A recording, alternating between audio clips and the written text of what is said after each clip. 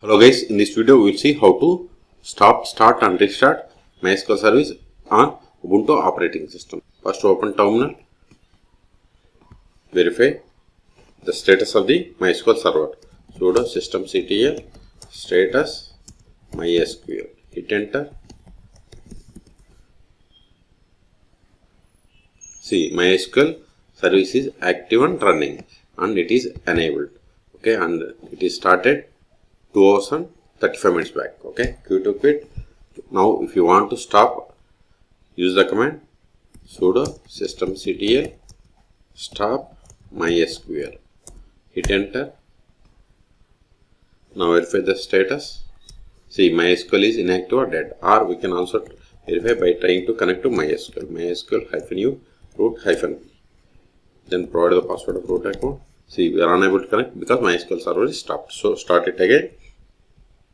Just replace the status with start. Hit enter. Okay. Again verify. See, MySQL is started 3 seconds ago. Quit to quit. Also try to connect to MySQL server. See, we are able to connect. Okay. Exit. If you want to restart, just give sudo systemctl restart MySQL. MySQL is the service name. Hit enter. Now verify. See, we have restarted 2 seconds ago. Control L. You can also stop, start or restart by using sudo service MySQL, then give the status. See, you got the MySQL service status information. If you want to stop, just replace this status with stop. Now verify. See, MySQL is stopped. Quit to quit. If you want to restart, if you want to start, give start. Verify again.